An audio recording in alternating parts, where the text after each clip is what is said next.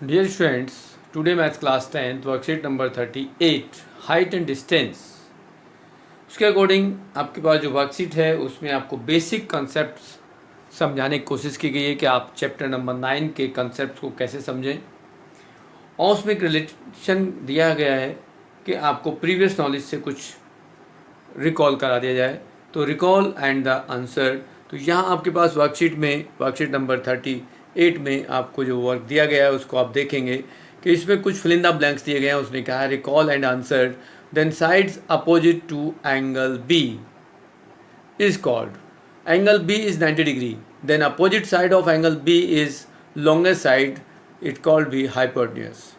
Then second, the side adjacent to angle C is called. तो C के adjacent side के angle C का adjacent side base होती है जिसको हम base कह सकते हैं. Then the side opposite to angle C is called is perpendicular. हम उस साइड को परपेंडिकुलर कह सकते हैं। जैसा कि आपके सामने बोर्ड पे भी लिखा हुआ है कि आपके पास जो लॉन्गेस्ट साइड है वो हाइपोटेन्यूज होती है किसी भी राइट एंगल ट्रायंगल में, और एडजेसेंट साइड को बेस और अपोजिट साइड को हम परपेंडिकुलर कहते हैं। फिर आपको कुछ जनरल लाइफ में काम आने वाली फिगर्स कुछ बना के दिखाई गई हैं फिगर्स। उसमें क्या गया है कि एक लेडर आपके वॉल के साथ एडजेसेंट है, और ट्री की हाइट को फाइंड करने के लिए आप इसको यूज कर सकते हैं। किसी शिप से टावर की हाइट को मेजर कर सकते हैं। देन सिमिलरली किसी शिप के डिस्टेंस को फाइंड करा जा सकता है जब आपके पास दो शिप आगे पीछे चल रहे हैं और कहीं से आप ऑब्जर्व कर रहे हैं।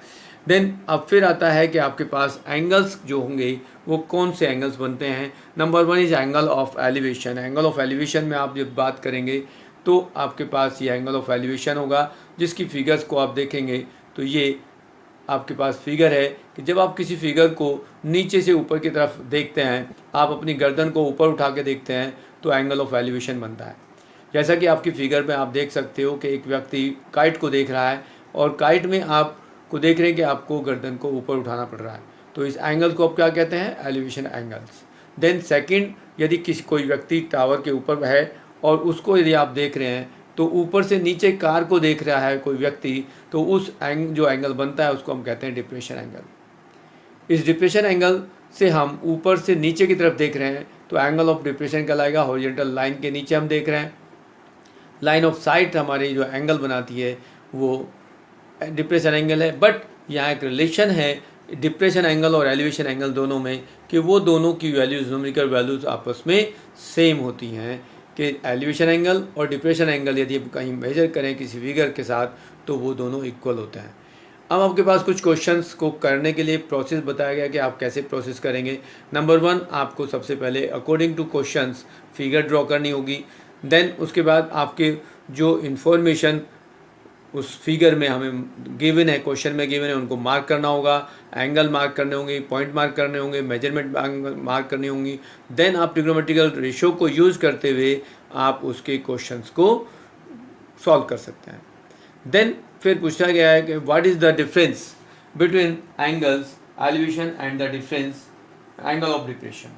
तो to difference of the angle of elevation and depression में आप बात करेंगे तो एंगल ऑफ एलिवेशन आपके पास जो होता है वो आप बेस से नीचे से ऊपर की तरफ देखते हैं। Then elevation angle is the from base to top. यदि आप नीचे खड़े हैं तो आप ऊपर जब देखेंगे तो आप एंगल ऑफ एलिवेशन कहलाएंगे होगा। एज फिगर को यदि समझें तो इस टाइप की फिगर को हम एंगल ऑफ एलिवेशन कहेंगे, और आई लेवल से जितना भी हमारे पास ये एंगल होगा एज थीटा हम इसको मार्क कर लेंगे। तो ये आपकी हॉरिजॉन्टल लाइन और ये आपकी लाइन ऑफ साइट। यहाँ एंगल न्यूमरेटर एक्यूट एंगल हो सकता है, कोई वो नहीं है। यहाँ आपके पास जो देखा जाएगा कि आप ऑब्जेक्ट को नीचे से ऊपर की तरफ देखते हैं तो उसको हम एलिवेशन एंगल कहेंगे, और जब ऑब्जेक्ट को ऊपर से नीचे देखते हैं तो वो एंगल डिप्रेशन एंगल कहलाता है। Name the angle of form by between the tower and the ship is shown in the given image 3 of example. Example में आपको जो फिगर गिवन है शिप की और एक टावर की, तो उसमें एंगल ऑफ एलिवेशन आपके लिए बनाया हुआ है। और फिर कहा गया है नेक्स्ट क्वेश्चन नंबर 3 में draw the figure for of the flowing this statement with proper labelling. अब आपको एक क्वेश्चन दिया जा रहा है, आपके क्वेश्चन इस टाइप का क्वेश्चन आपके एग्जाम में बुक में भी है, उसको कैसे आप डेवलप करेंगे। तो उसमें क्या है, from a point 65 metre above the sea level. and angle of elevation of a cloud is beta and angle of depression of the shadow in the sea is beta, then height of the cloud is 518 metre. यदि आप इसको बनाने की कोशिश करें तो कैसी करेंगे, ये आप देखते हैं कि ये आपके पास हाइट ऑफ सी लेवल है। सी लेवल मतलब यहाँ नीचे पानी है, वाटर है, और यहाँ से ऊपर 65 मीटर अबव आप खड़े हैं। तो यहाँ से आप क्लाउड को देख रहे हैं, क्लाउड आपका को जब देख रहे हैं आप, तो यहाँ एंगल ऑफ एलिवेशन बन रहा है जिसको मार्क किया गया है बीटा। आई लेवल से ये कुछ ऊंचाई पर होगा। आई लेवल से जब हम सी में उस क्लाउड की इमेज को देखेंगे, शैडो को देखेंगे, तो वो कहीं नीचे होगी। और ये एक विशेष बात ध्यान रखें कि वाटर लेवल से जितनी शैडो, जितनी हाइट ऊपर होगी उतनी हाइट नीचे वाटर के अंदर भी हमारी शैडो होगी। जैसा कि आप मिरर को देखते हैं तो मिरर एज यहाँ वाटर जो है वो मिरर का काम कर रहा है। यदि हाइट ऑफ ऊपर आप देख रहे हैं कि ये हाइट और प्लस ये, इन दोनों को मिला के आप यदि इस टोटल हाइट को h मार्क करते हैं तो वाटर लेवल से नीचे भी इसकी हाइट h ही होगी। यहाँ इसको आप h कह सकते हो, यहाँ मार्क कर सकते हो h मीटर। तो ऊपर h मीटर है तो नीचे भी h मीटर होगी।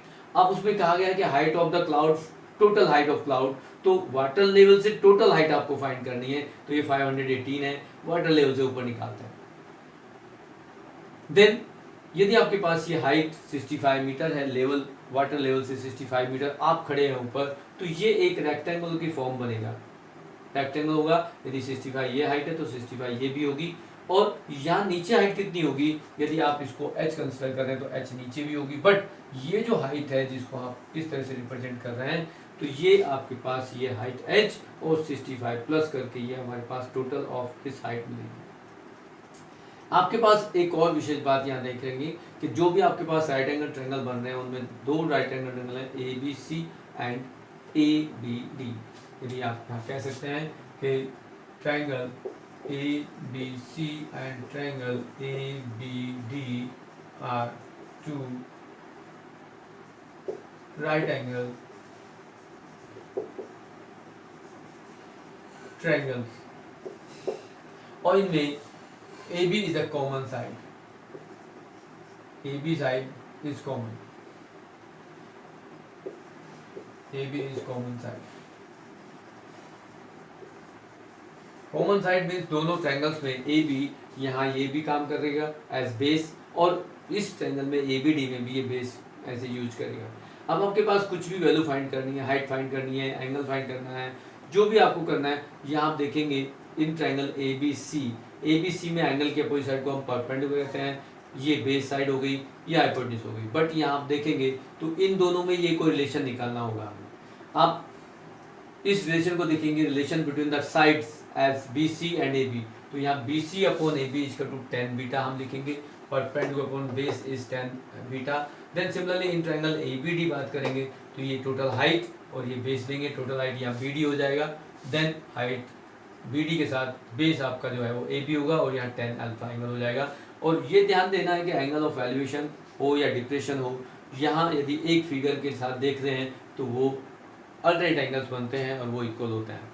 देन यहाँ पर आपके पास ये जो हाइट 65 मीटर है, इसके ऊपर जो हाइट है वो कितनी है, यदि टोटल h हमने कंसिडर की तो h माइनस 65 करेंगे, जो ये टोटल हाइट हमारे पास आएगी। इस टाइप से आपकी ये फिगर बनी। यदि आपके पास ये हाइट मालूम नहीं थी तो आप इसको कैसे सॉल्व करेंगे वो आपके पास आगे के क्वेश्चंस में आएगा। फिर भी यदि आप इसको करना चाहते हैं तो यहाँ BC upon AB equal to 10 beta, यहाँ हाइट हमें मालूम नहीं है तो एक रिलेशन ये मिल गया। Second BD upon AB equal to 10 alpha ये मिल गया। और यहाँ आपके पास AB कॉमन है, AB यदि कॉमन है और ये हमारे पास टोटल हाइट गिवन है तो उसमें भी हम इसको यूज कर सकते हैं। यदि BD अपॉन AB को लिखेंगे देंगे तो यहाँ पर आपका BD क्या है, BD है आपके पास h plus 65, AB equal to 10 alpha. और AB को यदि आप यहाँ से यूज करते हैं तो यहाँ पर आप क्या करेंगे, AB equal to BC upon 10 alpha use कर दें और यहाँ यूज करेंगे h प्लस 65 अपॉन में आ जाएगा आपके पास BC। और BC क्या है आपके पास, देखेंगे BC is h minus 65 upon 10 beta, और ये आपका इक्वल है टेन अल्फा।